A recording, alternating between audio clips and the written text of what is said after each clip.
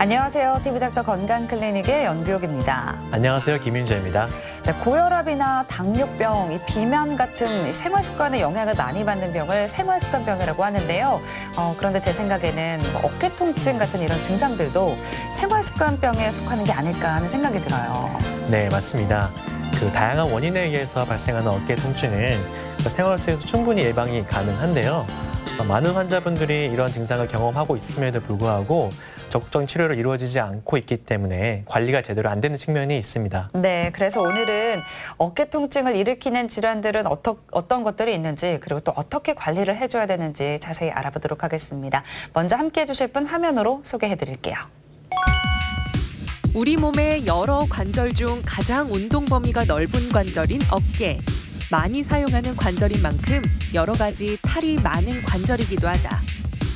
어깨 같은 경우에는 저희가 중력을 이겨내가지고 활동을 하게 되는 그 관절입니다. 또한 다른 관절과 달리 360도가 다 회전을 해야 되는 관절이다 보니까 무릎이라든지 다른 관절에 비해서 잡아주는 인대라든지 뼈의 구조가 조금 더 다르기 때문에 증상도 각자 다양하고 그다음에 여러 가지 통증이 나올 수 있습니다. 유난히 어깨가 무겁게 느껴지거나 뻐근한 경험을 했다면 어깨 질환 초기 신호는 아닌지 의심해야 한다. 대수롭지 않게 여겨 조기 치료 기회를 놓칠 수 있기 때문이다. 어깨 통증을 유발하는 질환들은 연령에 따라서 조금씩 다른데 젊은 층은 외상, 중년 이후에는 퇴행성 질환이 많이 발생하는 편이다. 그러니까 요즘 이제 특히 20대 친구들 같은 경우에는 이제 스포츠를 많이 하다 보니까 외상이 주로 많이 발생을 하게 되고요. 그러다 보니까 그 관절막이라든지 그쪽에 무리를 주게 되고 그래서 탈구가 되거나 아니면 아탈구라고 해서 어깨가 살짝 빠지는 경우가 있습니다. 그럴 경우에 그 관절 와순이라는 부분에 문제가 많이 생기기도 하고요. 30대 분들 같은 경우에는 이제 어깨를 조금씩 쓰는 패턴이 많아지다 보니까 어깨 쪽과 뼈가 부딪히는 어깨 충돌 증후군 같은 게 많이 발생을 하게 됩니다. 또한 40대, 이제 50대에서는 어깨 쪽 회전근이라는 어깨를 잡아주는 힘줄 쪽에서 조금씩 염증이 생기게 되고요. 그러면서 어깨 쪽 회전근에 염이 생기거나 아니면 석회화 건염 아니면 또 점점 발생하면서 석회성 병변이 있는 경우에도 발생을 하게 되고요. 그다음에 이제 50대까지 이르시게 되면은 이제 회전근개가 염증이 생겨서 진행이 되다 보니까 회전근개 파열이라든지 아니면 나이가 들면서 퇴행성 변화 때문에 발생을 하게 되는 퇴행성 질환, 골관절염이라든지 류마티스 관절염들이 발생을 하게 됩니다. 어깨 질환이 발생했다고 해서 무조건 수술이 필요한 것은 아니다. 진단 결과에 맞춰 비수술적 치료나 운동 치료로 개선이 가능하다. 하지만 상태가 심각하거나 계속해서 재발하는 경우에는 수술 치료가 필요한데 최근에는 주로 환자의 부담을 줄인 어깨 관절 내시경 수술을 시행한다.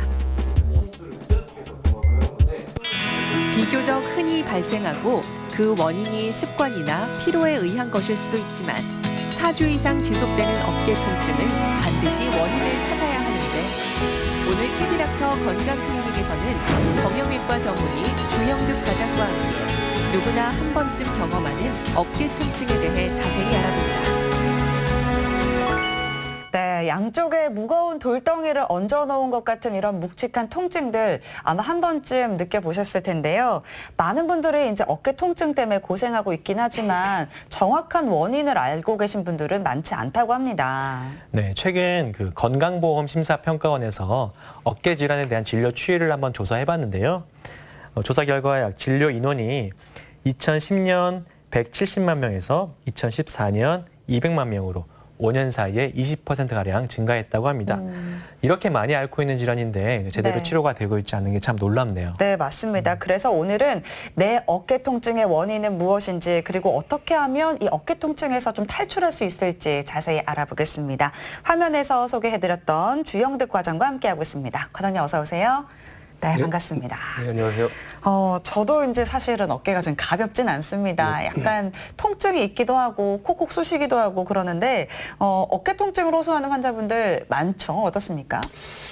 최근에 그 외를 방문하시는 환자분들 약 4분의 1 이상이 어깨가 아파서 오시고 계시고요. 그다음에 통계적으로 20대 이상에서 약 60% 이상이 어깨가 한 번쯤은 아팠던 경험을 가지고 있습니다. 또한 정형외과가 아닌 다른 과에 가서 치료를 받으시는 분, 뭐 통증의학과라든지 신경외과 같은 곳에서 치료를 받는 분들까지 포함을 하게 되면 그 수는 상당하다고 볼 수가 있고요. 또한 연령이 많으신 분들 같은 경우에도 어깨 통증이 아파도 그냥 아프겠지 하면서 지나가시는 분들이 계신데 이런 분들까지 포함하면 수도 많고 또한 늦게 치료하게 되면 치료 시기를 놓쳐서 나중에 수술적 치료까지 할 수 있게 됩니다. 사실 이제 저 같은 경우도 좀 어깨 통증이 심하다 싶어도 그냥 뭐 하루 정도는 참고 그러면 또 통증이 없어지고 이렇게 되는데 아마 이제 대부분의 환자분들이 그럴 것 같아요. 통증이 느껴질 때마다 병원을 찾지는 않을 것 같은데요. 대부분의 환자분들이 하루 이틀 아파가지고는 병원을 찾지 않습니다. 그냥 특히 다치거나 어디 부딪히지 않았을 경우에는 그냥 좋아지겠지 하면서 넘어가신 경우가 많고요. 네. 하지만 통증이 1, 2주 이상 지속되거나 통증이 점점 심하실 때 그때는 병원을 방문하시는 것이 좋습니다. 일반적으로 우리가 그 무리하게 돼서 사용했을 경우에 통증이 발생하는 원인은 대부분 근육이나 힘줄에 염증이 생겨서 증상이 발생하는 경우가 대부분이고요. 따라서 염증이 좋아지면 마찬가지로 증상도 좋아지게 되고 따라서 대부분의 염증은 쉬거나 우리가 사용하지 않았을 경우에 좋아지게 되어 있습니다. 하지만 어깨 자체의 근육의 문제라든지 아니면 구조적인 문제가 발생했을 때는 2, 3주가 지났을 경우에도 계속 통증이 심해지고 또한 점점 악화되는 증상을 보이게 될 때는 반드시 병원으로 오셔야 되고 그럴 경우에는 구조적 문제로 인해서 수술적 치료까지 할 수 있게 됩니다. 네. 그렇군요. 근데 이제 저도 그렇고 그 주변에서 어깨 통증으로 고생하시는 사람들 보면은 네. 굉장히 통증의 그 모습이 다양하더라고요. 예를 들어 저 같은 경우는 이제 운동을 좋아하는데 네네. 그 덤벨을 들고 이제 이런 동작을 하면은 여기가 많이 땡기는 이제 증상이 시작이 됐고요. 네. 또 제 주변에 어떤 분들 보시면 그 팔을 들기 어렵다고 말씀하시는 분도 계시고 옷도 입는 거 힘들어하시고 이러시거든요. 그 환자들 통증이 어떤 양상인가요? 환자분들이 딱 정해져 있지는 않고요. 대부분의 정말 말씀하신 대로 다양한 증상을 가지고 병원을 오시게 되십니다. 그 환자분들의 그 표현을 그대로 표현하면 날개 주직 쪽이 조금 뭉친다든지 네. 그렇게 하시고 또는 팔을 들어 올리면서 소리가 삐걱삐걱 난다고 하시기도 네. 하시고요. 어깨에서, 네, 그 팔을 들어 올리는 거는 괜찮은데 버티기가 힘들다고 말씀하시기도 하고 아니면 밤에 너무 아파서 잠에서 깬다라고 네. 증상을 말씀하시는 분도 있습니다. 그래서 그 중에 가장 많이 표현하는 유형을 보시게 되면 네. 우선 팔을 뒤로 올리거나 드는 것이 어렵다. 아니면 옷을 혼자 벗기 어렵다. 밤에 아파서 잠에서 깬다. 특별히 부딪히는 일도 없는데 갑자기 아프기 시작한다.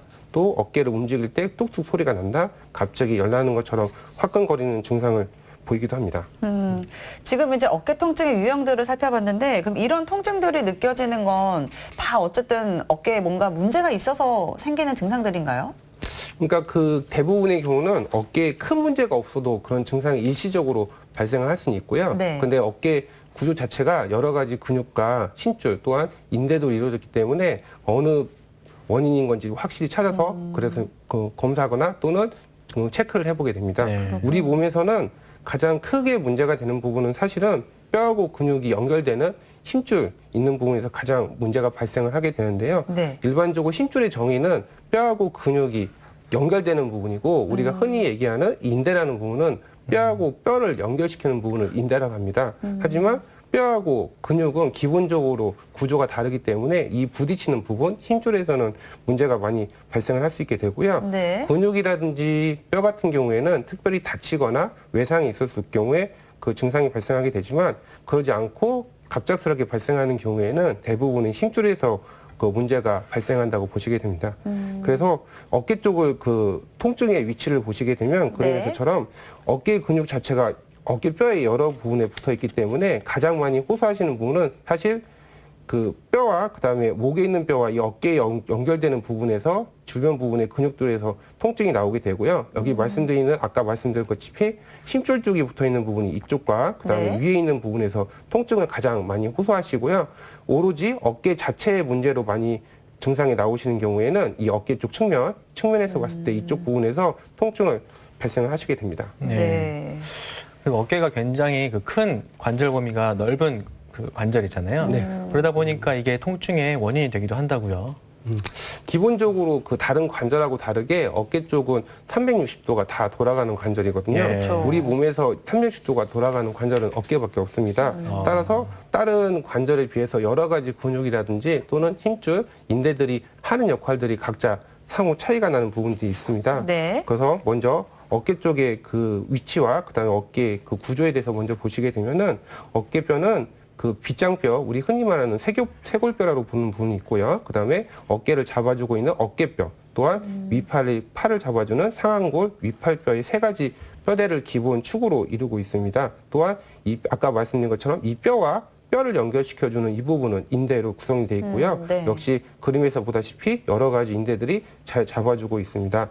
또한 세 번째로는 근육을 볼 수 있게 되는데 옆에서 보시는 것처럼 우리 밖으로 만져지는 이 삼각근이 있고요. 그 다음에 네. 아래쪽으로 밑에 받쳐주고 있는 이두박근이 어깨의 뼈를 그 축을 잡아주고 있게 되고, 그 다음에 흔히들 말씀드리는 회전근개라고 하는 총 4가지 근육이 있는데 위쪽 부분에 있는 근은 가시위근 또는 그 극상근이라고 부르는 힘줄이 있고요. 그 다음에 밑에 있는 부분에서는 견갑하근 또는 그 어깨 밑근이라고 부르는 근육이 있습니다. 그 다음에 어깨 후면을 보시게 되면은 그 어깨뼈, 이 가시라고 부르는데 가시 위쪽에 있는 가시 위근 또는 극상근이라고 부르는 부분이 있고요. 그 다음에 밑에 있는 부분, 가시 아래근, 그 소원근이라는 이 총 4개의 근육이 어깨를 잡아주고 어깨를 돌리는데 사용을 하게 됩니다.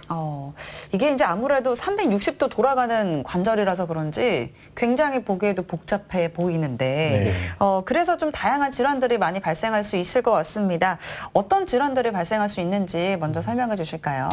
우선 그 연령에 따라서 또는 그 외상이 있었는지 따라 가지고 여러 가지 그 호발하는 질환들이 각자 다른데요. 네. 그림에서 보시는 것처럼 우선 20대에서는 어깨 부분이 외상이 많이 발생을 하기 때문에 그 어깨 탈구라든지 그런 이벤트가 많이 발생을 하게 돼서 어깨를 잡아주고 있는 관절, 막의 파열이라든지 어깨 자체의 불안정성이 있게 됩니다.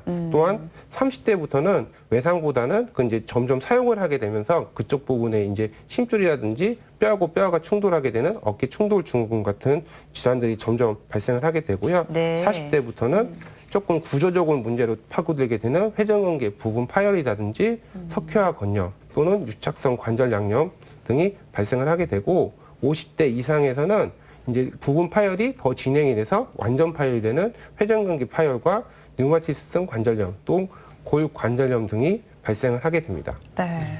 네, 이렇게 쭉 나열해 주셨는데 이제 우리의 귀에 익숙한 질환도 있고 또 처음 들어본 생소한 질환도 있잖아요. 맞아요. 하나씩 조금 더 살펴보겠습니다. 이제 먼저 회전근개염과 파열입니다.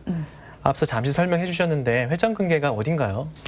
아까 앞에서 설명드린 것처럼 다시 그림에서 보시게 되면 우선 어깨 앞쪽에서 보시는 것처럼 극상근과 그 다음에 극하근, 견갑하근으로 또한 그 소원근으로 총 4개의 근육으로 구성된 것을 회전근개라고 하고요. 그중에서 이 어깨의 회전근개 자체는 어깨를 돌려주는데 모두 사용을 하게 됩니다. 하지만 각각이 하는 역할들이 조금씩 다르기 때문에 우리 환자분들을 봤을 경우에 통증이 있었을 경우 그 위치를 환자분들이 행동안에 따라서 그 위치 있는 부분을 체크를 해서 어느 부분에 힘줄이 문제 있는지를 확인해 볼 수 있게 되는데요. 네. 예를 들어서 우리가 팔을 들어 올려주는 힘줄 같은 경우에는 그림에서 보셨던 극상근 자체가 가장 중요한 역할을 하게 되고요. 네. 또한 팔을 뒤로 돌려주는 이런 행동을 하게 되는 근육은 그 견갑하근이라든지 그 근육들이 돌려주는 데 역할을 하게 됩니다. 네. 따라서 환자분들이 병원에 오셨을 때 그 증상이 보이는 걸 보고 이 힘줄이 다쳤구나 또는 이 힘줄에 문제가 있다는 걸 알게 되고요. 네. 그래서 그 힘줄이 찢어진 양상에 따라서 저희가 치료의 방향을 결정하게 됩니다. 네. 그러면 이제 회전근개라고 불리는 4가지의 이제 근육들, 그 중에서 어디에 이제 문제가 생겼는지 한번 봐야 되는 건데, 궁금한 건 이 부위에 왜 염증이나 파열, 어떻게 사용을 했길래 염증이나 파열이 생길까 궁금하거든요. 우선 앞에서 아까 설명드린 것처럼 네. 힘줄이라는 부분은 사용할수록 염증이라는 게 발생을 하게 됩니다. 네. 또한 힘줄이 아까 말씀드린 것처럼 뼈에 붙어 있는 부분인데 이 부분에서는 염증이 발생을 하게 되고 아까 사용하는 횟수가 많아지면 발생한다고 말씀드렸는데 네. 나이가 드실수록 사용하는 빈도수가 훨씬 많아지고요. 또한 어깨를 많이 사용하는 직업군에서도 훨씬 염증이 많이 발생을 하게 됩니다.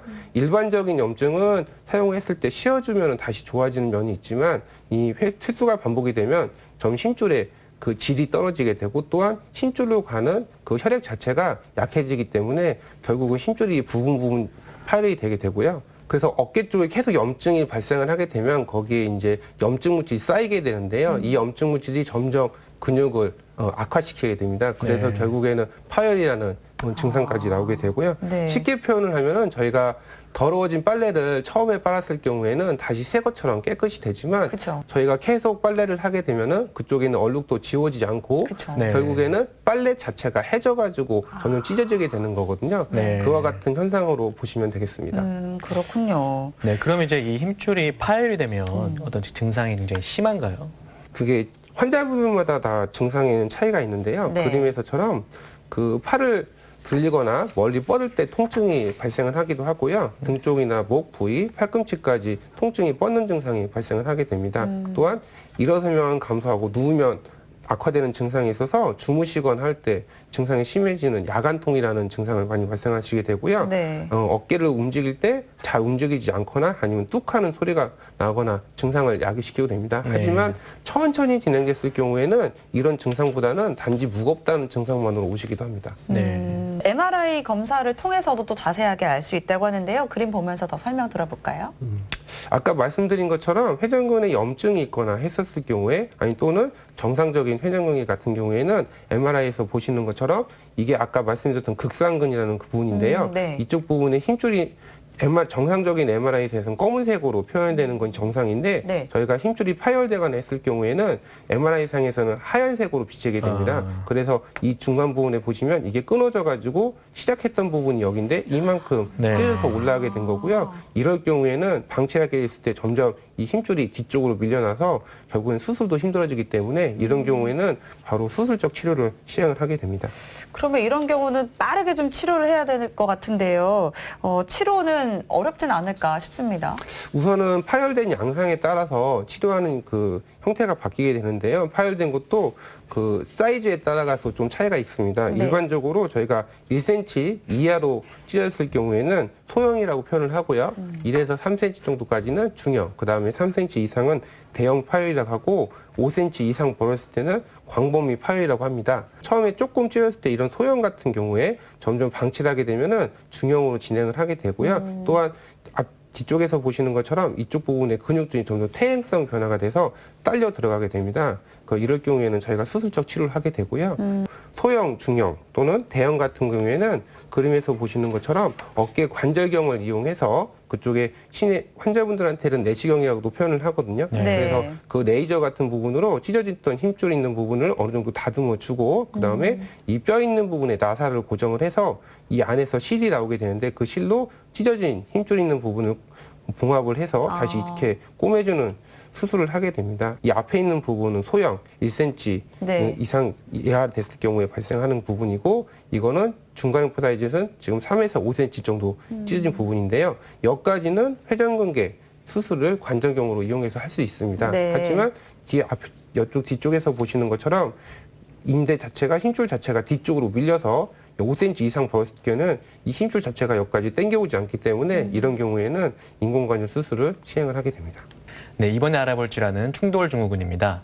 그 충돌증후군이라고 하니까 뭔가 어깨에 어디 부딪혔다고 생각할 수 있을 것 같은데요. 어떤 질환인가요? 우선은 그 어깨뼈의 구조가 다양하다 보니까요. 그 어깨 쪽에 잡아주고 있는 뼈하고 힘줄이 그 위치가 딱 정해져 있습니다. 하지만 그 어깨 쪽에 팔을 올리다 보면은 위에 있는 뼈와 아래에 있는 힘줄 사이에서 부딪히는 증상이 발생을 하게 되는데요. 네. 이럴 경우에 어깨 충돌 증후군이라고 합니다.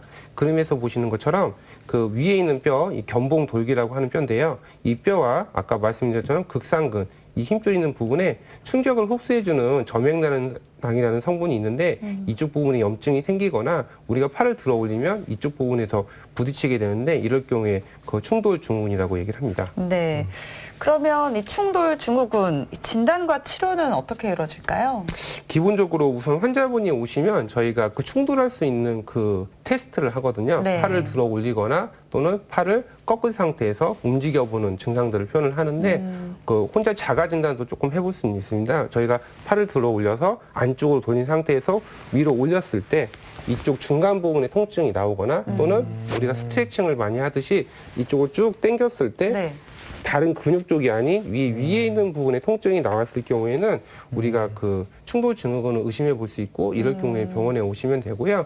병원에 오시면 저희가 기본적인 엑스레이 촬영을 하게 됩니다. 네. 그림에서 보시는 것처럼 엑스레이 상태에서 이 아까 말씀드렸던 견봉 돌기 있는 부분과 어깨 잡아주고 있는 이 힘줄 있는 부분 중간 공간이 떠 있을 경우에는 충돌이 일어나진 않고요. 하지만 옆에 보시는 것처럼 견봉돌기 자체가 튀어나오거나 네. 그다음에 이쪽에 있는 뼈들이 자라게 돼서 이 공간이 좁아질 때 이럴 경우에는 힘줄이 부딪히게 돼서 충돌 증후군이 발생을 하게 됩니다. 그렇군요. 그러면 이제 치료 같은 경우는 어떻게 되는 건가요?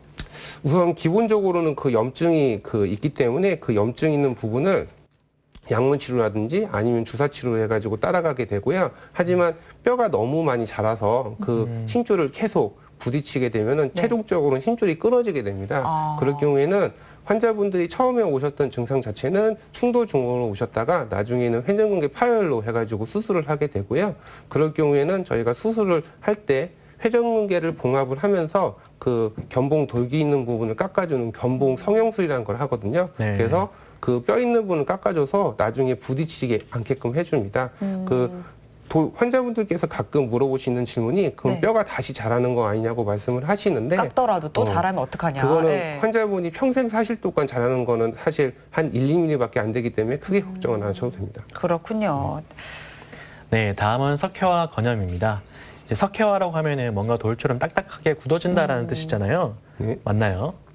환자분들한테 저희가 설명을 드릴 때는 네. 돌처럼 딱딱하다고 설명을 드리긴 하는데요. 사실은 그 분필 같은 느낌이 좀 찐덕찐덕한 구조물로 되어 있습니다. 분필. 그래서 석회화 힘줄 자체는 우리 몸의 모든 힘줄이 있는 부분에서는 다 발생을 할 수 있고요. 근데 그 중에 가장 많이 발생하는 부분이 어깨 쪽과 고관절 쪽입니다. 그림에서 보듯이 네. 그 어깨 힘줄 쪽 있는 부분에서 하얗게 보이는 성분이 보였을 때 아 저거는 석회화 꼈구나 얘기를 많이 하게 되고요. MRI상에서 보시면은 그 근육보다 더 진한 색으로 표현이 됐을 때 그 석회성 건염이라고 진단할 수가 있습니다. 이거는 뭐 나이에 상관없이 30대부터 60대 사이에서 모든 연령에서 발생을 할 수 있게 됩니다. 그렇군요. 네, 저도 이제 응급실에서 환자분들께서 어깨 통증으로 많이 오시거든요. 네. 네, 이제 어깨 통증의 원인이 굉장히 다양하기 때문에 진단이 어려운데 그 엑스레이 상에서 보여지는 그 어깨 통증의 원인 중에 하나가 이제 석회화 건염이라서 저희들이 비교적 쉽게 진단할 수 있는 것 중에 하나입니다. 그렇군요. 뭐 통증도 굉장히 또 심하다고 그러는데 이제 통증이 어느 정도로 심한 거예요? 심하신 분들 같은 경우에는 갑자기 응급실로 오셔서 네. 막 울고 하시면서 하시는 분도 네. 계시고요. 네. 그다음에 환자분들 따라 가지고는 밤에 하나도 못 주무시고 그 다음 날 바로 병원으로 오시는 분이 계셔서 네. 저희가 엑스레이 촬영을 먼저 말씀을 드려도 바로 오자마자 MRI 찍어달라고 하실 정도로 너무 통증이 급하니까. 급하고 이걸로 빨리 치료했으면 좋겠다는 그 정도의 통증이기 때문에 그렇게 오시는 분이 많이 있습니다. 하지만 일반적으로 저 석회화 건염이 발견된다고 해서 그거 자체가 사실은 그 통증을 야기시킬 수도 있고 야기시키지 않을 수도 있습니다. 일반적인 경우에는 우연히 발견되는 경우가 훨씬 많고요. 우연히 발견됐던 경우는 그냥 지켜보시면 됩니다. 그리고 저 석회화 자체가 사실은 그 생성 시기가 있고 유지되는 시기가 있고 흡수되는 시기가 있는데 대부분의 통증이 나오는 시기는 네. 흡수되는 시기입니다. 따라서 이거 자체가 어느 정도 발견이 됐을 때는 대부분의 경우는 생성 시기거나 유지 시기이기 때문에 이때는 다른 치료가 필요 없으시고요. 흡수될 때 증상이 나올 때 그때 맞춰서 치료를 하게 됩니다. 네, 그럼 이런 석회화 건염에서는 어떤 치료가 이루어질까요? 앞에서 설명드린 것처럼 우연히 발견됐을 때는 우선은 지켜보고요. 만약에 증상이 이 석회 때문에 증상이 나온다 그러면 그때 치료를 하게 됩니다. 네. 우선 기본적으로는 약물 치료라든지 물리 치료 또는 그 다른 치료 같은 걸 할 수 있게 되는데요. 그림에서 보시면은 우선 주사라든지 물리치료 같은 것서 그 기본적인 증상 자체가 염증에 의해서 발생을 하기 때문에 염증을 떨어뜨려주는 주사를 하게 되고요. 그 다음에 사이즈가 너무 크거나 했었을 경우에는 저절로 흡수되는 양이 줄기 때문에 그럴 경우는 체해 충격파라든지 그런 식으로 치료를 하게 됩니다. 그래도 환자분이 통증이 계속 있고 그랬을 경우에는 관절경을 이용해가지고 그 힘줄 있는 부분을 살짝 벌린 다음에 그 안에서 석회를 빼가지고 그거를 다 제거를 하는 경우도 있습니다. 네. 다음으로 이제 알아볼 질환이 유착성 관절 낭염입니다. 이게 이 질환이요, 우리가 흔히 알고 있는 오십견이라고 하네요. 네. 어떤 질환인지 설명해 주실까요? 네, 이제 우리가 흔히 50세에 와서 오십견이라고 말씀을 하는 경우가 가장 많고요. 맞아요. 예. 그리고 환자분들 중에서 내가 자기가 70대인데 왜 오십견이라고 얘기하냐고 하시는 분도 많습니다. 사실은 이 표현 자체는 그 일본식 표현인데요. 네. 50세 근처에서 증상이 나타난다고 해서 발생하는 건데 사실 의학적인 용어로는 유착성 관절 양염이 맞고 또한 동결견이라는 표현을 쓰게 됩니다.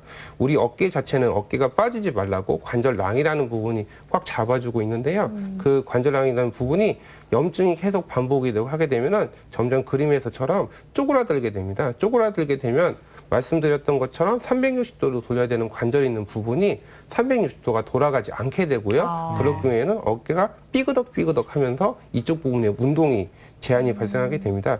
대부분의 경우는 다른 질환이 있었을 때, 그러니까 회전근개 부분 파열이 있거나 아니면 회전근개 염증으로 인해서 통증이 있었을 경우에 환자분들이 팔을 많이 안 쓰시게 되거든요. 네. 하지만 우리 몸은 안 쓰면 안 쓴 만큼 굳게 됩니다. 근데 360도로 돌리던 관절이 그만큼을 안 쓰게 되면은 관절막 자체가 두꺼워지기 때문에 네. 그때부터 증상이 나오는 2차적인 결과물이라고 보시면 되겠습니다. 그렇군요. 제 주변에도 50견으로 고생하시는 분들이 계시는데요. 그분이 이제 40대 중반인데 벌써 50견이 왔다고 네. 많이 고생하시거든요. 팔을 못 드시고 너무 불편할 것 같아요. 예, 진짜. 굉장히 힘들어하십니다. 빈도가 좀 어떤가요?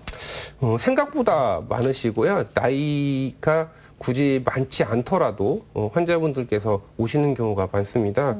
아까 말씀드린 것처럼 처음에 초기 증상 자체는 팔이 조금 뒤로 안 돌아간다는 그 증상으로 오셨다가 네. 점점 최종적으로는 팔을 못 드는 증상까지 오시게 되고요. 그래서 나중에는 환자분들이 오시면 팔이 절반 이상 안 올라갑니다. 여기서 끝나는 경우가 많고 네. 또 심해진 환자분들 같은 경우에는 혼자서 뒤에 있는 여자분들 같은 경우에는 그 후크를 못 푸는 경우도 계시고요. 그 다음에 뭐 환자실에서 대변을 보는데 뒤처리를 못 하고 나오시는 아이고. 그런 증상이 있어서 결국에는 오게 되시는 분이 많이 있습니다. 그런 이런 증상들은 기본적으로 아까 말씀드린 것처럼 1차적인 치료가 제대로 안 됐을 때 2차적으로 오시는 그 질환이기 때문에 나중에 치료를 하거나 했을 때도 이게 1차적인 원인이 무엇인지를 가장 처음에 평가를 해야 되고요. 그래서 1차적인 원인이 큰 문제가 아니라면 2차적인 오십견 치료를 하게 되고요.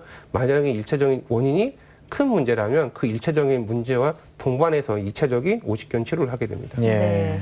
저희가 이제 앞에서 알아봤었던 뭐 충돌 증후군이라든지 뭐 석회화 건염 이런 것들과 또 감별해야 될 것 같아요. 말씀드린 것처럼 그 다른 질환하고 의사가 아닌 이상 네. 이게 석회화 건염인지 아까처럼 오십견인지는 아무도 모릅니다. 네. 그렇기 때문에 우선은 그런 증상이 있을 때는 병원에 오셔서 의사하고 만남을 가지시면 되고요. 그랬을 네. 경우에 저희가 기본적으로 오십견이라는 표현을 쓰지 않겠습니다. 일본식 표현이어서 네. 동결견이라는 그 증상이 오시게 되면은 우선은 아까 말씀드렸던 1차적인 원인, 우리가 부딪힌 게 있었거나 아니면 힘줄이 파열된 게 있었거나 그거를 감별을 해야 되고요. 그래서 1차적인 원인을 우선 배제를 하고 그러고 나서 어깨가 굳었을 때는 이때는 동결견이라는 표현을 써서 그럴 경우에는 그 증상을 나타나게 되고 그때 진단을 내릴 수 있게 됩니다. 네, 그럼 이제 우리가 이런 검사들을 통해서 그 50견이라고 불리는 동결견으로 진단이 된다면은 치료는 어떻게 해주나요? 우선은 그 논문상에서는 그 어깨 유착성 관절 낭염은 치료하지 않아도 2, 3년 안에 좋아진다고 대부분 돼 있습니다. 네. 그런데 우리가 대부분 좋아져도 네. 후유증이 남거나 했을 경우에는 좋아지더라도 결과물이 안 좋거든요. 네. 그래서 2, 3년 후에 증상은 좋아지지만 최종적으로는 관절이 경직되는 건 남습니다. 아. 그래가지고 저희가 이런 오십견 유착성 관절양염이 오셨던 분들 같은 경우에는 기본적으로 MRI라든지 아니면 네. 관절 조영술 같은 거 시행을 해서 그 막이 두꺼워졌는지를 우선 확인을 하고 예. 두 번째로 MRI를 찍어서 아까 말씀드렸던 일차적인 원인을 배제를 시킨 다음에 환자분이 증상이 너무 심하시고 하셨을 경우에는 그 도수치료라든지 아니면은 어깨 쪽에 수액 팽창술이라고 해서 그 관절막에 풀어주는 시술이 있습니다. 그런 식으로 치료를 하게 되고요. 네. 아니면 초기 증상 같은 경우에는 일반적인 스트레칭 같은 거 그림에서 보시다시피 건강한 팔로 아픈 팔을 들어 올려주는 이런 아. 스트레칭을 하거나 네. 누운 상태에서 건강한 팔로 반대쪽 아픈 팔을 들어 올려주는 네. 그림에서 보시는 모든 공통적인 의견은 아파도 쓰게끔 아픈 아. 팔을 움직이게끔 해줘야 관절막이 네. 두꺼워지지 않습니다. 따라서 어느 정도 통증이 있더라도 팔을 안 쓰지 않게끔 하는 태도 자체가 중요하고 이걸 도와주기 위해서 주사라든지 약물 치료를 병행을 하게 됩니다. 네. 뭐 2, 3년 정도면 통증이 완화되긴 하지만 그래도 굳으면 안 되니까 이제 네. 안 움직이는 것도 이제 계속 써주는 게 또 이게 스트레칭 중 하나인 것 같고요. 다음으로는 이제 퇴행성 관절염에 대해서 알아보도록 하겠습니다. 뭐 퇴행성 관절염은 뭐 무릎이라든지 아니면 뭐 손가락, 뭐 고관절 이렇게 많이 발생하는 걸로 알고 있는데 어깨에도 생길 수가 있는 건가요?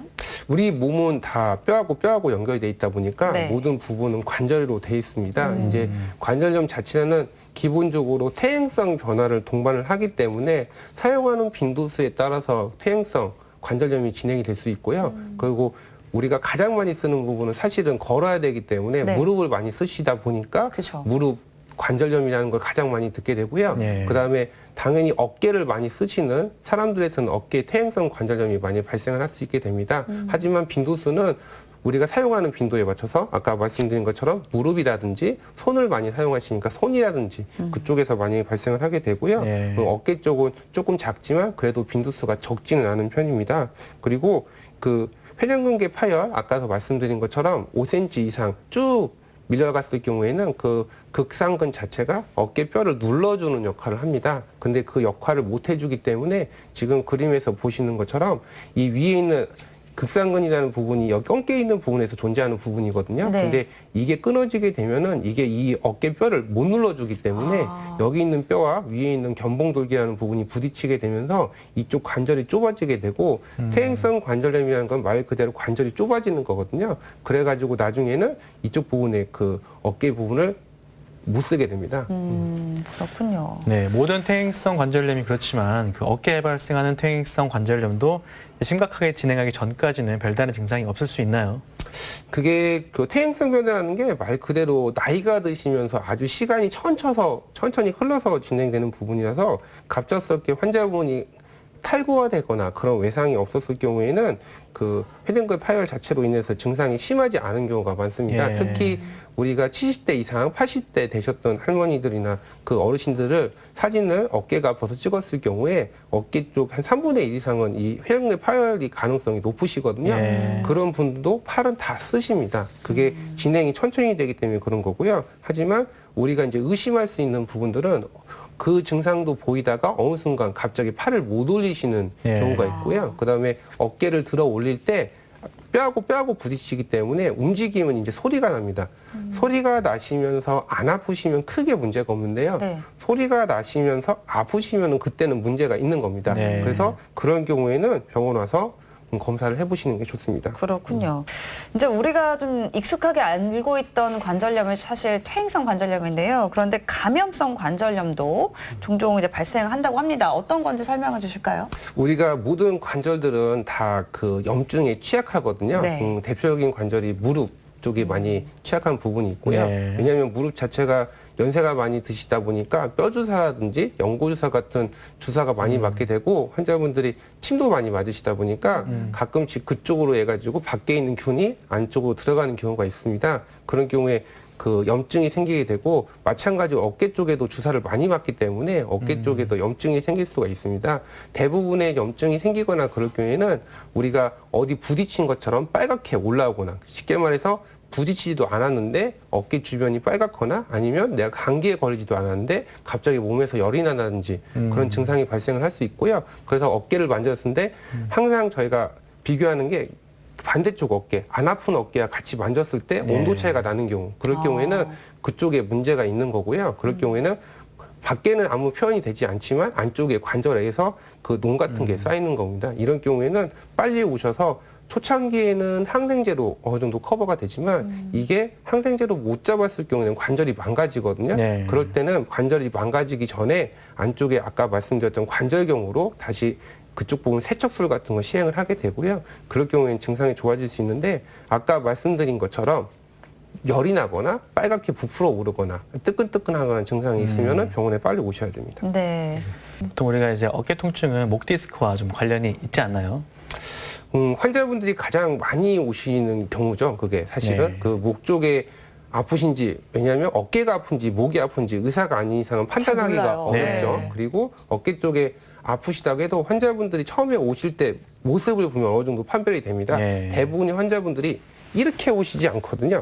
이렇게 오십니다. 네. 이렇게 오실 경우에는 이 어깨하고 이 목하고 잡아주고 있는 근육 사이, 아까 사진에서 설명드린 통증의 위치하고도 관련돼 있는데 그쪽 부분을 누려서 아프게 되는 경우에는 그거는 목의 구조라든지 목 디스크가 아니라도 일자목이 있어도 목이 근육이 경직되다 보니까 증상이 나올 수가 있고요. 네. 그다음에 목 디스크 자체가 있을 경우에 손이 저린 증상이 동반되는 경우가 많습니다. 그리고 아까 말씀드린 것처럼 어깨는 들어올리면 제가 아프다고 말씀을 드렸잖아요. 네.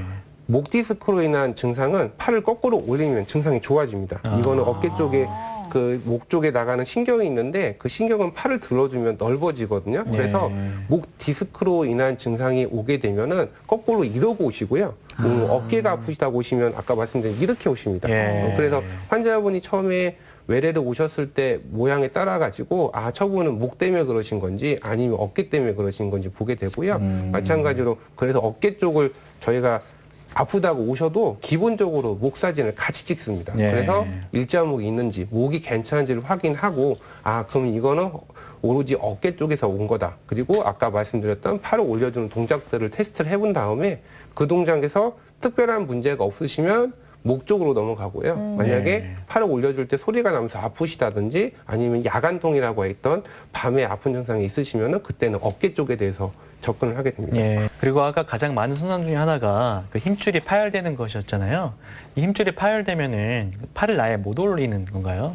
그 천천히 진행되신 건 팔을 다 올리는데요. 저희가 힘줄이 끊어지거나 쉽게 말해서 저희가 인대가 끊어져도 발은 다 움직이거든요. 네. 발목에 인대가 끊어져도 다 움직이십니다. 근데 그게 인대가 하던 역할을 거기 잡아주고 있던 섬유화 조직이라는 애들이 대신해 주는 거거든요. 물론 정상보다 기능이 떨어집니다. 그렇기 때문에 연세가 많이 드시는 분들은 젊은 친구보다 활동력이 떨어지거든요. 그러니까 작은 요구량만 가지고도 충분히 생활할 수가 있습니다. 네. 그러다 보니까 끊어지시니까 모르고 계시는 분이 가장 많고요. 하지만 어느 순간 특별한 이벤트가 있거나 잠깐 방심하시면 그때부터 갑자기 못 움직이는 경우가 많습니다. 네. 이번에는 이제 치료에 대해서 좀 알아볼 텐데요. 먼저 수술 없이 치료할 수 있는 방법도 살펴보겠습니다. 요즘 뭐 어깨 통증으로 주사로 치료하는 분들 많으신가요? 대부분은 저희가 주사로 치료를 하고 있고요. 아, 네. 그게 이제 약물 치료로 호전이 없을 경우에는 직접적으로 어깨 쪽에 주사를 놓는 경우가 많이 있습니다.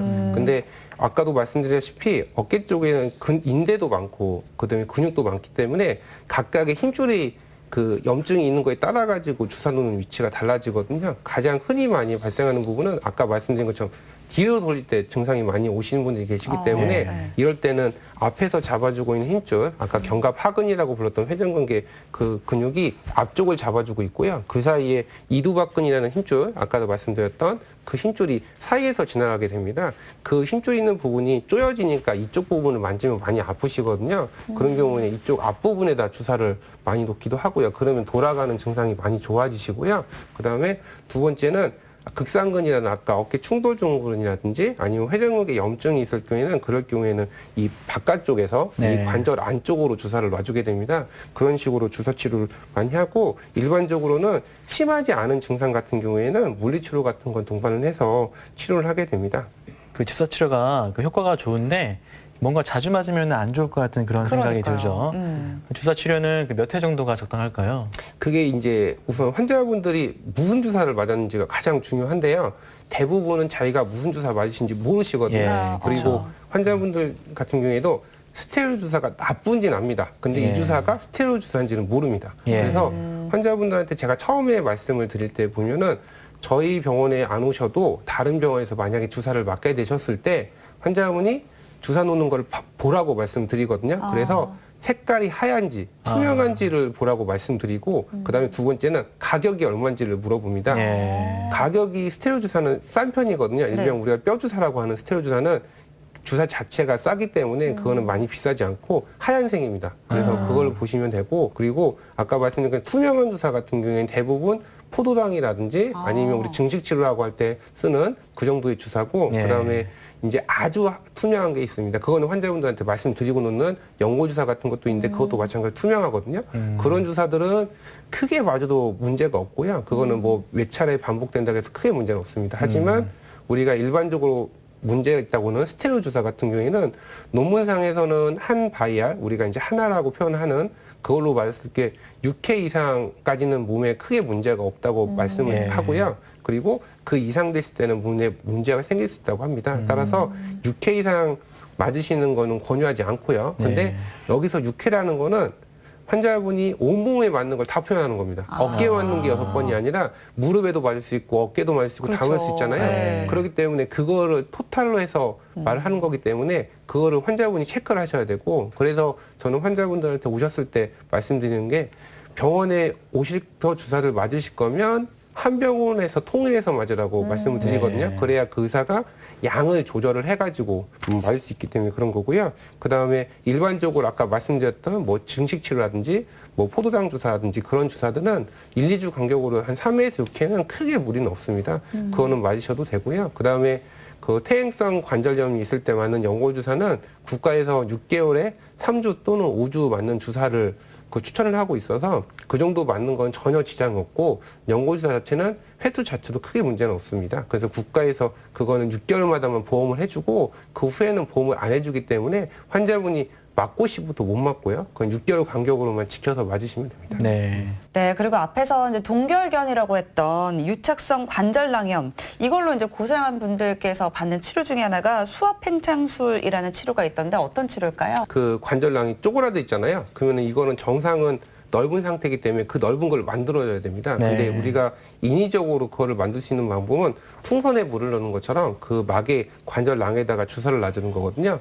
근데 주사를 놓을 때 그 압력을 해가지고 풍선처럼 부풀어 오게 해주는 건데요. 저희가 그림에서 보시면은 그 밑에 있는 부분, 이게 관절낭입니다. 여기 지금 보이는 검은색으로 되어 있는 건 조영제라고 해서 우리가 엑스레이 찍을 때 관절낭의 형태를 잡아주는 건데, 이쪽까지 쭉 약을 넣게 돼가지고 약이 퍼지는 걸 확인하고요. 그래서 아주 빡빡하신 분들 같은 경우에는 주사 약이 들어갈 때 그때부터 저항이 많이 느껴지고요. 느슨하신 분들은 쭉쭉 들어가거든요. 이런 식으로 하신 다음에 저희가 이 압력 자체만 해도 조금씩 뜯어지는 게 있고요. 네. 근데 여기다가 도수 치료까지 병행을 해서, 그러니까 도수 조절술이라고 하죠. 그거를 병행을 해서 그림에서 보시는 것처럼 대부분 하게 되면 수술방이라든지 그쪽에서 환자분을 재우고서 예. 진행을 하게 되고요. 지금 그림에서처럼 환자분의 팔을 잡고 천천히 위아래로 꺾어주는 역할을 해줍니다. 그러면은 어깨 쪽에서 마치 단추가 떨어지듯이 뚝뚝뚝 소리 나면서 두두둑 하면서 뜯어지거든요. 예. 그러면은 풀리는 게 완벽하고요. 근데 이게 이제 나이가 많으신 분들, 특히 연령이 많으신 분들한테 갑작스럽게 했을 경우에는 이 막이 뜯어지는 게 뼈가 부러지는 경우가 간혹 있거든요. 그러니까 그거를 조심해서 하셔야 되고, 그래서 이렇게 천천히 풀어주는데 뭐 한 번에 풀어주는 경우는 많이 아프시니까 아까처럼 수액 팽창술을 동반해서 하시는 경우에는 바로 꺾어주지만, 그러지 않고 했을 경우에는 한 일주일 간격으로 천천히 오늘 각도는 뭐 10도 정도 꺾었다고 하면 그 다음에 20도, 30도 해가지고 천천히 올려가지고 풀어주기도 합니다. 오늘 이제 긴 시간 동안 어깨 통증을 일으키는 질환들에 대해서 살펴봤습니다. 마지막으로 당부 말씀 부탁드릴게요.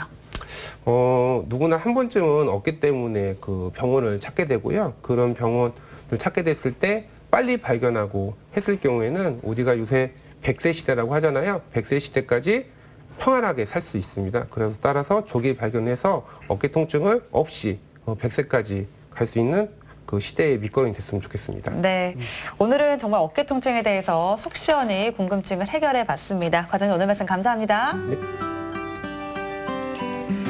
네. 네, 어깨 통증을 유발하는 다양한 질환들이 있습니다. 그런 질환들은 이제 나이대에 따라서 달라진다고 하는데요.